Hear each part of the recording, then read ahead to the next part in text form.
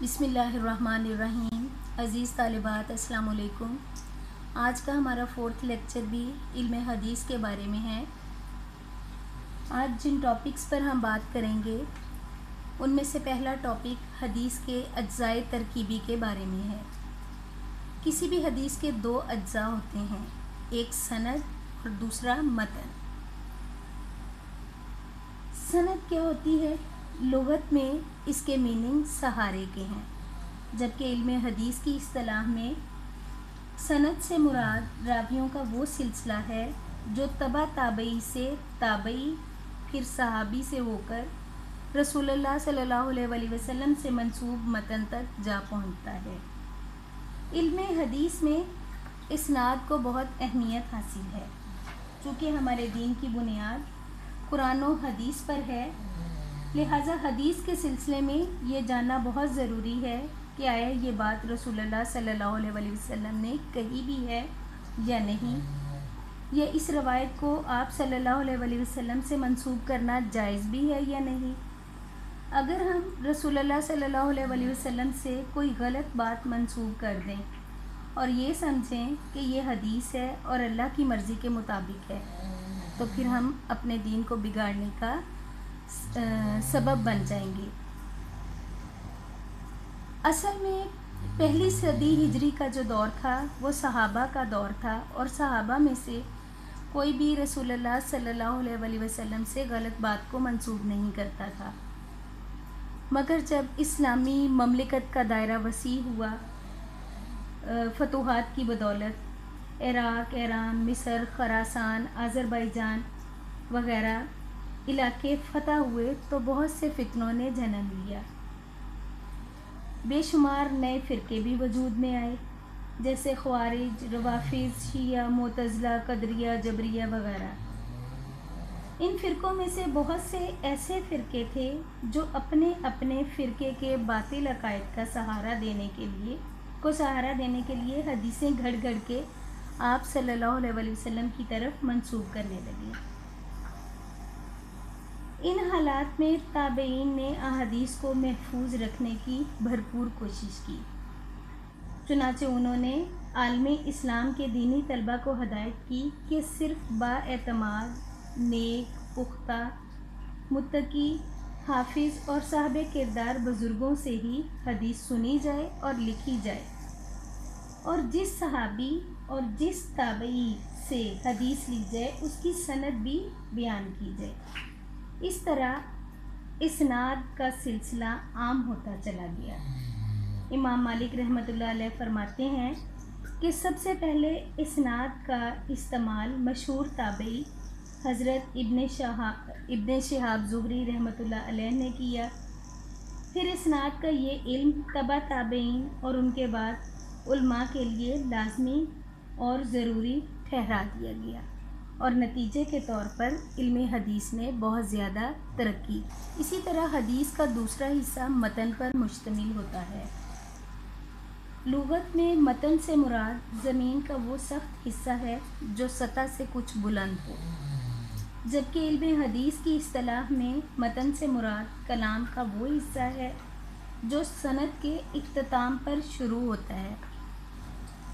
आपने देखा होगा अक्सर अहादीस जो हैं जिसमें बयान किया होता है अन अबी हुरैरा रज़ियल्लाहु ताला अन्हु क़ाला क़ाला रसूलुल्लाह सल्लल्लाहु अलैहि वसल्लम, तो कोई सहाबी जो हैं वो रवायत कर रहे होते हैं नबी सल्लल्लाहु अलैहि वसल्लम से। उसके बाद फिर असल मतन आता है जो टेक्स्ट है, जिसको हम टेक्स्ट बोलते हैं, यानी कोई भी मतन हदीस का जो है वो बयान किया जाता है। तो सनद शुरू में होगी टॉप पे, और जब सनद ख़त्म होती है नबी सल्लल्लाहु अलैहि वसल्लम तक आकर, तो फिर उसके बाद मतन जो है वो शुरू हो जाता है। असल में मतन रसूल अकरम सल्लल्लाहु अलैहि वसल्लम से मंसूब अल्फाज के मजमूए का नाम है। अगर एक मतन की मुख्तलिफ़ सनदें होंगी तो वो मुहद्दिसीन के नज़दीक अलग अलग हदीसें कहलाएंगी। मिसाल के तौर पे कोई हदीस है इन्नमल अमालु बिन्नियात, ये एक हदीस है, मतन यही रहेगा, लेकिन इस हदीस की सनदें अगर डिफरेंट हो जाएंगी, यानी रावी जो हैं वो चेंज हो जाएंगे, چاہے ایک راوی بدل گیا کسی ایک طبقے میں یا 2 راوی تبدیل ہو گئے، تو اس جب سند میں تبدیلی آئے گی تو وہ محدثین کے نزدیک احادیث جو ہیں وہ ڈیفرنٹ ہو جائیں گی۔ تو محدثین کیا کرتے ہیں؟ محدثین جو ہیں وہ سندوں کی بنا پر احادیث کی کاؤنٹنگ کرتے ہیں۔ دوسرا ہمارا جو ٹاپک ہے وہ حدیث کی اقسام ہے۔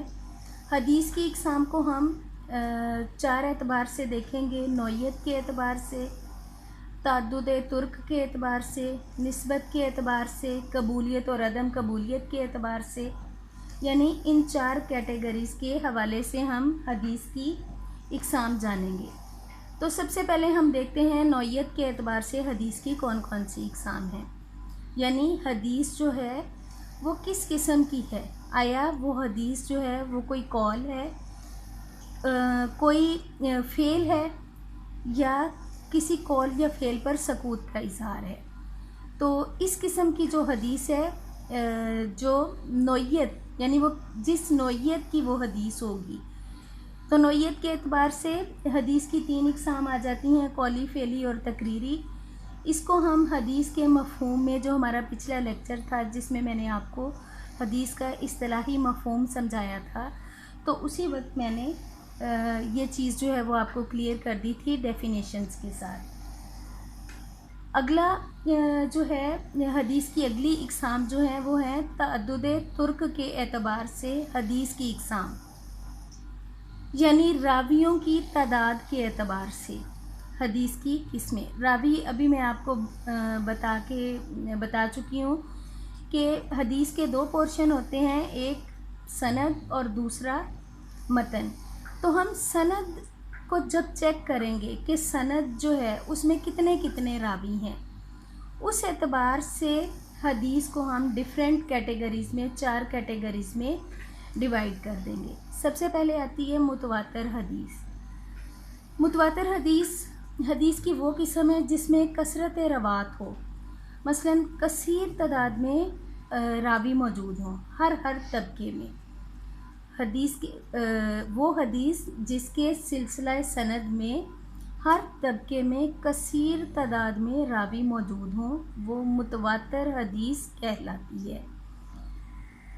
اب وہ کثیر تعداد میں کتنے ہوں اس کے درمیان اختلاف ہے علماء کا، لیکن زیادہ راجح قول جو ہے وہ یہی ہے کہ ہر طبقے میں کم سے کم 10 راوی کا ہونا ضروری ہے، اور وہ حدیث اتنی کثرت سے روایت کی گئی ہو کہ اتنے لوگوں کا جھوٹ پہ اتفاق یا اتحاد جو ہے وہ مشکل اور محال ہو۔ تو وہ حدیث جس کے سند کے سلسلے میں ہر طبقے میں کم سے کم 10 راویوں کی تعداد ہو، اس حدیث کو جو ہے وہ متواتر حدیث کہتے ہیں۔ پھر دوسرے نمبر پہ آ جاتی ہے مشہور حدیث۔ مشہور حدیث اس حدیث کو کہتے ہیں جس کے سلسلہ سند میں ہر طبقے میں کم سے کم راویوں کی تعداد 3 ہو اور زیادہ سے زیادہ 9، یعنی جب 10 تعداد ہو جائے گی تو وہ پھر متواتر حدیث کی کیٹیگری میں آ جائے گی، یعنی کم سے کم 3 اور زیادہ سے زیادہ 9 راوی ہوں، تو ایسی حدیث کو مشہور حدیث کہتے ہیں۔ پھر اس کے بعد آ جاتی ہے عزیز حدیث۔ عزیز حدیث اس حدیث کو کہتے ہیں جس کے سلسلہ سند میں ہر طبقے میں کم سے کم راویوں کی تعداد 2 ہو، یعنی کسی طبقے میں راویوں کی تعداد 2 سے کم نہ ہو، 2 سے زیادہ ہو سکتی ہے۔ مثلا کسی طبقے میں راویوں کی تعداد 3 آ رہی ہے، کسی میں 2 آ رہی ہے، لیکن 2 سے کم کسی میں نہ ہو، تو ایسی حدیث جو ہے وہ عزیز حدیث کہلاتی ہے۔ غریب حدیث وہ حدیث ہے، حدیث کی اسی قسم کو کہتے ہیں جس کے سلسلہ سند میں کسی طبقے میں کوئی اکیلا راوی رہ جائے، اس حدیث کو مفرد بھی کہا جاتا ہے اور غریب حدیث بھی یہ کہلاتی ہے۔ اب میں تھوڑا سا آپ کو سمجھانا چاہوں گی. ابھی میں آپ لوگوں کو سمجھا رہی تھی کہ جس کے سلسلہ سند میں ہر طبقے میں راویوں کی تعداد اتنی ہو، تو یہ میں نے ایک چارٹ بنایا ہے. یہ سمجھ لیں کہ ایک سلسلہ سند ہے، راوی سے تبع تابعی تک جا رہا ہے، تبع تابعی سے تابعی تک جا رہا ہے، تابعی سے اوپر صحابی تک، اور صحابی سے رسول اللہ صلی اللہ علیہ وسلم تک جا رہا ہے. اب جو ہماری پہلی حدیث تھی متواتر حدیث، اس میں نے آپ کو یہ بتایا کہ ہر طبقے میں، یعنی صحابی کا طبقہ تابعی، طبقہ تبع تابعی اور راوی، یہ الگ الگ طبقات ہیں. چاروں طبقات جو ہیں یہ الگ الگ طبقات ہیں. تو متواتر حدیث میں نے آپ کو بتایا تھا کہ جس کے ہر طبقے میں، پہلی تو بات یہ کہ راوی کثیر تعداد میں ہو. پھر کچھ علماء جو ہیں وہ کہتے ہیں، یا راجح قول جو ہے اس کے بارے میں ہے کہ کم سے کم راویوں کی تعداد 10 ہونا ضروری ہے، 10 سے کم کسی طبقے میں نہ ہو. مثلا جو صحابی کوئی ایک حدیث آپ صلی اللہ علیہ وسلم سے روایت کر رہے ہیں، تو وہ کم از کم 10 صحابی جس حدیث کو روایت کریں گے وہ متواتر حدیث ہوگی. اسی طرح تابعی 10 کریں گے، تبع تابعی راویوں کے طبقے میں، یعنی 10 سے کم کسی میں راوی نہ ہو کسی طبقے میں. پھر دوسری میں نے آپ کو بتائی تھی مشہور حدیث. مشہور حدیث میں نے آپ کو سمجھایا تھا کہ جس کے سلسلہ سند میں، یہ سلسلہ سند ہے، جس کے سلسلہ سند میں کسی بھی طبقے میں، یہ مختلف طبقات جو ہیں، صحابہ کا طبقہ، تابعی کا طبقہ، تبع تابعی کا طبقہ، تو مختلف طبقات میں ان کی تعداد جو ہے، راویوں کی تعداد 3 سے کم نہ ہو. اسی طرح سے مشہور کے بعد عزیز حدیث میں راوی جو ہیں وہ 2 سے کم نہ ہو، اور غریب حدیث جو ہے وہ حدیث ہوتی ہے جس کے کسی ایک طبقے میں صرف ایک ہی وہ رہ جائے، راوی رہ جائے. نیکسٹ، نسبت کے اعتبار سے حدیث کی اقسام ہیں. یہ 4 اقسام ہیں. سب سے پہلی قسم ہے حدیث قدسی، دوسری مرفوع حدیث، تیسری ہے موقوف حدیث، اور چوتھی مقطوع حدیث. حدیث قدسی کس کو کہتے ہیں؟ حدیث قدسی رسول اللہ صلی اللہ علیہ وسلم سے منسوب اس روایت کو کہتے ہیں جس میں رسول اللہ صلی اللہ علیہ وسلم روایت کو اللہ تعالیٰ سے منسوب کرتے ہیں. حدیث قدسی میں اللہ تعالیٰ کے لیے متکلم کا صیغہ استعمال کیا جاتا ہے. احادیث قدسیہ کی تعداد 200 سے زائد نہیں ہے. حدیث قدسی کی میں آپ کو مثال دیتی ہوں. جیسا کہ صحیح مسلم کی حدیث نمبر 6737 دیکھیں. اس میں اللہ پاک اس طرح سے ارشاد فرماتے ہیں، یا عبادی انی حرمت الظلم علی نفسی. یہ آگے مطلب طویل حدیث ہے. اس کے سٹارٹ میں اللہ تبارک و تعالیٰ فرما رہے ہیں کہ اے میرے بندو، میں نے خود اپنی ذات پر ظلم کو حرام کر لیا ہے. یعنی اس میں اللہ تعالیٰ ڈائریکٹ بات کر رہے ہوتے ہیں. متکلم کا صیغہ اللہ پاک کے لیے استعمال کیا جاتا ہے، یعنی ایسی حدیث جس کی نسبت اللہ کی جانب کی جائے، جو اللہ تعالیٰ سے منسوب ہو، اس حدیث کو حدیث قدسی کہا جاتا ہے. مرفوع حدیث اس حدیث کو کہتے ہیں جس کی نسبت رسول اللہ صلی اللہ علیہ وسلم کی طرف کی جاتی ہے. اس کے بعد آ جاتی ہے موقوف حدیث. موقوف حدیث جو ہے، علم حدیث کی اصطلاح میں موقوف حدیث سے مراد وہ قول، فعل یا تقریر ہے جس کی نسبت کسی صحابی کی طرف کی گئی ہو. موقوف احادیث کو آثار بھی کہا جاتا ہے. مرفوع حدیث کو موقوف حدیث پر ترجیح حاصل ہے، کیونکہ مرفوع حدیث جو ہے اس میں حدیث کو نبی صلی اللہ علیہ وسلم سے منسوب کیا جاتا ہے، اس کی نسبت آپ صلی اللہ علیہ وسلم کی جانب ہوتی ہے، اور موقوف حدیث کی نسبت کسی صحابی کی جانب ہوتی ہے. نیکسٹ جو ہے وہ مقطوع حدیث ہے. تو مقطوع حدیث کس کو کہتے ہیں؟ مقطوع اس قول کو کہتے ہیں جس کی نسبت کسی تابعی یا اس سے نیچے کے کسی شخص، مثلا تبع تابعی وغیرہ کی طرف کی گئی ہو. اس حدیث کا مضمون किसी ताबई या उससे नीचे के किसी शख्स की जानिब मंसूब किया जाता है। अल-मुख्तसर निस्बत के एतबार से हदीस की 4 इक़साम हैं।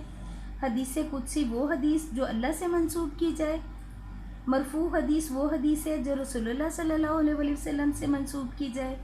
मौकूफ़ वो हदीस है जो किसी सहाबी से मंसूब की जाए, जबकि मक़तू हदीस किसी ताबई या तबा ताबई से मंसूब की जाती है। अब हैं कबूलियत और अदम कबूलियत के एतबार से हदीस की इक़साम। कबूलियत और अदम कबूलियत के एतबार से भी हदीस की 4 इक़साम हैं। पहली किस्म जो है वो सही हदीस की होती है। सही हदीस किस हदीस को बोलते हैं? इल्मे हदीस की इस्तिलाह में सही हदीस उस हदीस को कहते हैं जो कि 5 शराइत पे पूरी उतरती हो। वो 5 शराइत क्या हैं? उसकी सनद जो है वो मुतसिल हो, रावी जो है वो आदिल हों, कामिलुज़ ज़ब्त हों, और हदीस जो है वो शज़ूज़ और इल्लत से पाक हो।